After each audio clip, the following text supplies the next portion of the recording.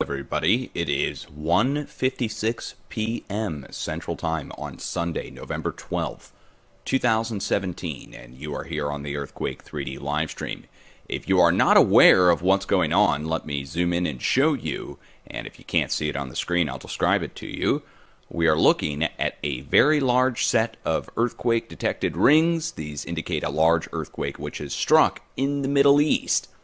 Now, the magnitude on this is bouncing around. They're still revising. Started out at 7.6, went down to 7.2, and now is being re-elevated to 7.3.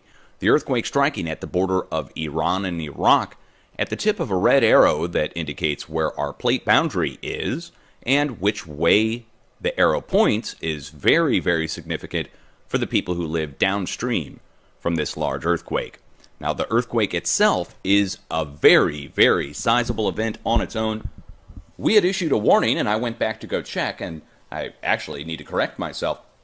We issued a warning for an upper 5 to lower 6.0 earthquake to strike in Iran this week, 7 days ago on Sunday. So on the 6th, so 6 days ago, going on 7, we issued the warning and talked about central Iran, where our arrows are, and we talked about looking right in between the arrows, and said to watch for an upper 5 to lower 6 up to 6.3. And here we are, 1 magnitude larger than what was expected. And earlier I said we were 2 magnitudes larger than what was expected. So I went back to check, and it's only 1 magnitude larger than what we were issued the warning for. Which is why I tell you guys to have a plan for something greater, 1 magnitude larger. So if I issue a warning for a 5.5, I want you to have a plan for a 6.5. If I issue a warning for up to a 6.3, I want you to have a plan for something up to a 7.3. So for the people in Iran, the links are on my website if you want to see the warning that was issued for you this week. So know that you had a 6-day warning for a large earthquake to strike, and you know what it was based upon? It was based upon our deep earthquakes over here and a hidden 6.3 earthquake that the USGS chose to not report coming out of China. So a 6.3 earthquake struck in China. USGS hit it. I documented that on my website in the post from 6 days ago when we issued the warning for the people in Iran. And I told the people in Iran, first of all, I got on and said salam, and I was trying to get their attention, you know, a little friendliness, and to let them know when an earthquake strikes in China of significant size, that is a warning that something's getting ready to happen in Iran within days. And I made a big deal about it and said, look, if the USGS or all the agencies are going to hide these earthquakes in China, that's dangerous for the people downstream. And I told the people in Iran, I said, well, you know what, yeah, the BRICS country and all that, you know, China and India and Iran, well, they're going to have to get together and start sharing earthquake information because, and so with the USGS, I would expect the USGS to report a 6.3 earthquake out here in China, but they didn't. Instead, they just left it up for people to study on other sites and didn't report it to the public. Well, I made note of it, told you guys to watch downstream, and here we are, 1 full magnitude higher than what's expected. So it got pushed by deep earthquakes. Deep earthquakes pushed from the West Pacific, going across China, going into Iran, Iraq. Now, downstream from here, in Europe, is the next spot where we do have to watch for activity to hit. You'll notice there's not much aftershock activity at this spot. I mean, like, think about Mexico when the big one hit, the big 8.1, and the number of aftershocks. They went up off the screen, right? All in the 4 and 5.0 range. Now, there are aftershocks going on, don't get me wrong. But the less aftershocks there are indicates the more the pressure's transferring out. Otherwise, if the pressure hangs out in the location, it'll swarm and swarm and swarm, and aftershock after aftershock stuck in that location. But if you don't see aftershocks, guess what happens? It spreads out and goes to another location and causes another large earthquake. And we'll use Mexico as that example. So there was an 8.1 that struck here, okay? 8.1 struck here. And people said, why are there no aftershocks going on?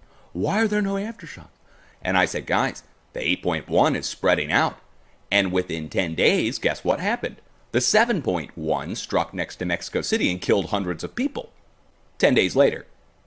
And it took 10 days for the pressure from the 8.1 to spread from this channel or this inlet on the plate boundary all the way up to this letter V where the earthquake struck just south of the letter V. Took 10 days. Now the plate boundary moved many, many feet when that happened. So when the 8.1 happened, there was 30 feet or 10 meters of movement, or 11 meters of movement, like 32 feet of movement happened to the northwest and southeast. Physical, on the surface. So that much movement happened out here, and then I said afterwards, look, if there's 32 feet of movement, 11 meters, then the areas to the north and to the south are also going to compensate. And then the 7.1 hit 10 days later. That was compensation movement, one magnitude less than the big one, right? And the reason aftershocks didn't strike here at first is because pressure escaped out and went out to the north. But then, after it hit here, guess what? It became trapped between Mexico City and this inlet, and the swarms have now kept on going over and over again. You see them today. Still going right here in between the letter V and the channel. And that's happened for the last 2 months, since the big one hit and fractured that plate boundary. So we go all the way over here, and this is on a plate boundary. And let me show it to you in a different way. This really, really will help aid in understanding what's going on here. If you're over in Europe or if you're in the Middle East, please watch and listen to what I'm about to tell you. I've been trying to show people this for how many years now? 7, 8 years? Yeah, anyways. So we'll go all the way over here, and we're coming out of China. Here's the Himalayan range. All right, pick your favorite country. I'm going to turn off all my place marks. Pick your favorite country over here, and just make that your point of reference for what I'm about to show you. Now I'm going to turn off the borders and labels so you can see it uninterrupted. And you'll see, of course, the famous Himalayan range here. You see the edge of it, and then it goes down to a river valley, a plain, and then it goes back up into more like highlands and small mountains in India. But the main plate boundary, you can see it looks like almost like a flowing river when you look at it from this direction. You can see the shapes that the plate has taken over a long period of time while it's being compressed. Okay, so we're backing this out, and now here we are in North India, right where our letter D is on the map here. So see this letter D here? Okay, that's where we are on Google Earth. And here, look to the west. See this? Maybe I need to back it out a little bit. You see how it looks like, again, it looks like a flowing river of sediment. These are mountain ranges, guys. This is not debris settled out from some kind of flowing water. This is the rock itself, the actual plate. Now you'll notice right here in the middle, there's a huge block, or almost a dome shape. Now the pressure, apparently, this is more solid, apparently, right here at the center. You know how we know it's more solid? Pressure coming out of the Himalayan range has broken on both sides of this, like water flowing around a rock in a river. And it goes around in both sides. And this is Iran, by the way. So let me turn our borders and labels back on. See? Coming out of Afghanistan, where it splits, and goes over into Iran, where it comes back together here in western Iran. Now we'll get back over to my arrow map here, and this will start to make a little bit more sense. So here's Iran. Here's our big earthquake, right on the tip of the arrow at the border of Iran-Iraq border. Okay? Now we'll get back over and compare. Iran-Iraq border right here. Look where it is. See this? See this northwest to southeast structure? We'll carry it all the way back down. It goes back down around. Look. Comes back up. Comes back up. Goes right back up to where I showed you with our deep earthquake location. And then it goes back into China. And out here in China, there was a hidden 6.3 earthquake that the USGS chose not to report to the public. And let me just show that to you so that you can see it for yourself. Okay, and we will go back to our earthquake warning issued for Iran on the 6th. Okay, so we're 6 days ago, and I did a whole thing on it here. So I talked about what the Middle East must watch for. This is unedited, guys, so I haven't changed it at all since issuing the warning. And Middle East must watch central Iran for upper 5.0 to lower 6.0 activity. This activity, due to a hidden 6.3 earthquake which struck China, was deliberately ignored by the USGS. Provided information on the earthquake. There it is. Still on the EMSC website, by the way. And here's the location of the earthquake. Look where it is. It's on the northern edge of the, what I would call the Chinese craton. On the plate boundary to the north. Right where we have an arrow coming across. See? We have an arrow coming across right here. And it struck on the back end of the arrow. It pushed over to the west. Went across Pakistan and then struck here at the bottleneck, just east of Europe. Oh, it stands to reason this is flowing like water, like a fluid. Well, guess what's downstream? Look who's downstream. Turkey, Greece, Romania, Bulgaria, Bosnia, Italy, Austria, Poland, North Europe, North Germany, Holland, North France, England, Iceland, and the North Mid-Atlantic Ridge all the way up to the North Pole, up to Mount Dutch supervolcano at the north tip of the North Mid-Atlantic Ridge where our X marks the spot is. Okay, that's a huge target area. Now what's going to happen here over the next few days, this pressure will seep out to the west and it's going to split three ways. But even if you split a 7 point, let's say it's a 7.4, we'll go in between all the magnitudes they chose. Or let's say it's a 7.2 on the low end like they're showing. 7.2 split three ways still means 3 sixes, or equal to 3 sixes. And that's upper sixes, so like 6.8, 6.8, 6.8. Maybe even 6.9, 6.9, 6.9, equaling a 7.2. So it takes really several sixes to equal, it takes 10 sixes to equal 1 7. So we're talking about either 3 sets of sixes going across Europe, or major swarming over the next week or more, maybe 10 days, less than 10 days, maybe up to a week, somewhere in that range, for this to all pan out over to the west. Remember what I told you about Mexico? After the plate boundary fractured, oh, that's something else. We'll probably find out here that the plate boundary broke and moved many feet to the northwest or southeast, or west and east in some way. Or north and south. I mean, look where it is. It's either going to be north. It's either going to be north, south, east, or west. But most likely it'll be following the plate boundary line there. And then, just like in Mexico, 10 days later, how far did it travel? It traveled from the peninsula. Let's get just an estimate here. It went from here to here. Okay, so that distance-wise, just to give you a perspective. So it went that far in 10 days' time after the plate boundary, and it caused that 7.1. Well, if that goes this far this time, where does it put us? It puts us into Turkey, right? Or if pressure is maintained and momentum is maintained, it puts us at an impact zone in Greece and the Aegean Sea. Then splitting. So first, I guess it would be a 4-way split, not a 3-way. First, we'd get a strike down here, okay? So between Turkey and the Aegean Sea. Then we'd get our subsequent split going across Eastern Europe, Central Europe, and Western Europe.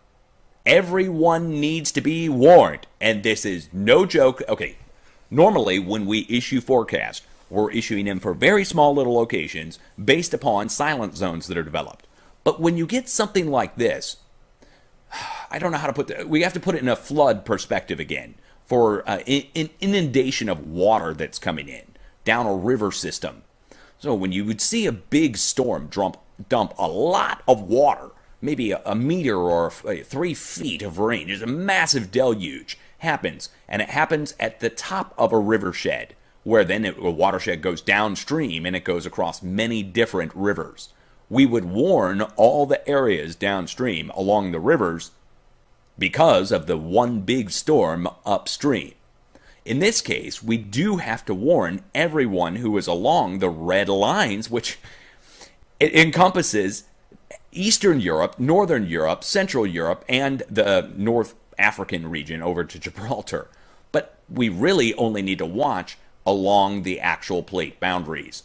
Now, to see the plate boundaries, there's another way to view this. I can take you over to the USGS website, and let's just do that. Let's go over to the USGS page. We'll just jump on over to the USGS if we have an earthquake from them. Okay, and using their own map here, this will show us the plate boundaries. They are marked in red. Where are they? There we go. Marked in red, a red line going across, and you'll see it matches up with what I showed you with the structure of the plates going all the way over. So their little red lines here indicate where the plates meet. Now, make note of where it goes into Europe. This is significant. The main plate boundary goes right up through eastern Italy and dead ends into the southern Alps, southern portion of the Alps at South Switzerland, northwest Italy. But you'll have to get over to my map to see the addition that they need to add, or someone needs to add at some point, which is the eastern edge of the craton. Now, if you go between Italy and the eastern edge of the craton, the halfway point is Bosnia and Austria, which keep getting hit over and over again. So all three locations are going to be hit.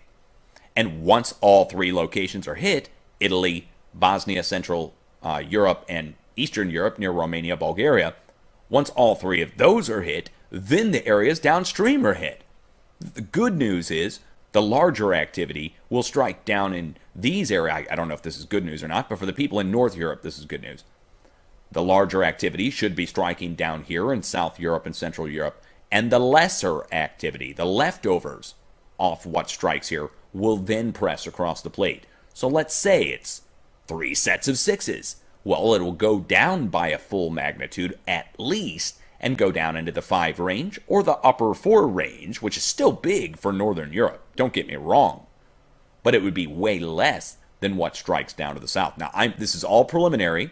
This is all within, I'm just formulating this over the last hours since this big earthquake struck. I will have a full update out tonight on this large earthquake. And this week we were aiming on not doing a forecast because the USGS and a bunch of goofballs and some scientific butting of heads, well, guys, that's getting put on the back burner, unfortunately. I know many people were excited about this, but I cannot be holding any kind of earthquake contest or anything, or be holding any kind of protest against the official government agencies as this is happening. And I've got many viewers, thousands, if not tens of thousands of viewers across Italy, Greece, Eastern Europe. I've gotten letters from people from across the whole region thanking us and talking to us and sending us just handmade items and really incredible stuff.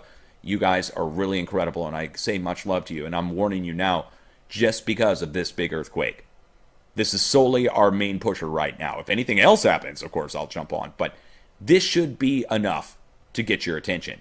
Now, we hope for less. Always hope for less activity. I'm all for it. Hoping for less. It's like a storm. You hope it's going to break apart. But I want you to have a plan for something just in case. You may never have to use the plan. But if you're in Central Italy, Southern Italy, if you're in Eastern Europe, Romania, Bulgaria, if you're in Greece or Turkey, don't ignore it. It would be foolish to ignore it. You know what I mean? And I will be back on, regardless of whether or not anything hits. If you need somebody to blame for issuing you a warning when a huge earthquake strikes right next to you, then go ahead and blame me. But it shouldn't be a matter of, blame or worry about whether somebody's going to think you're foolish for talking about it. Because here we are, it's a big earthquake, the biggest in years, striking in the Middle East. And I'd like to remind everybody what happened the last time the big earthquake struck in Turkey. After Turkey got hit, this was years ago, like 5 years ago, a huge earthquake struck in Turkey. Then, afterwards, new activity spread out across Italy within the same year. Like within months, Italy got one of its biggest earthquake outbreaks in North Italy, and that's when the scientist got arrested, you remember? Okay, well, you just trace that back to the big earthquake that struck over in Turkey. And here we are now, and I think it could be, again, happening here in the next few days, at the most. So I would encourage you to pay attention to what's going on now. It's prudent. It's nothing to scoff at. And it's nothing to panic over, though. So when you tell the people and you're warning people that you may know downstream from this earthquake, and I say downstream, you can look at the arrows one more time. Let me turn the rings down. Look at which way the arrows point from the big earthquake. So big earthquake right here, and then look at which way the arrows point. So if you live along the edges of the arrows, you already know you're earthquake prone, right? But it's just a reminder to the people that they need to, again, be aware something big is going on right now. A lot of people don't know. They're busy in their lives. They're going to work every day. They don't get online much to check. A lot of people hear about earthquake stuff and don't care. Well, now's the time to let them know they should care. Okay? Word up, guys. Much love. We'll be back if anything else goes down. And don't worry about the smoke across the way. That's somebody doing a little burn pile of leaves and some branches, I guess. All right. We'll be back on at a moment's notice if anything else goes down. Please check my website over on DutchSense.com, or my YouTube channel has a video on it as well. I would like to ask you to subscribe. If you like what I do here, we issued a warning for Iran this week. We took the time to tell them salam. We took the time to try and get the word out to the people in Iran to watch for up to a low 6. Instead, 1 magnitude larger hits. Now, I try to get it down to within a magnitude and within the week. This is the largest earthquake in years for the location. So not only did we get it down to the week, but that probability chance is greatly reduced when we talk about a massive earthquake like this and getting it down to the week and within a magnitude. So it's just, again, I'm pleased with the forecasting that it's able to name the country, able to get it within a magnitude, and get it down when it's the largest earthquake they've had to deal with in many, many years. Peace out, okay? So links are all down below. Subscribe button is down below, all that jazz. And I will be back on if anything else happens. Peace out.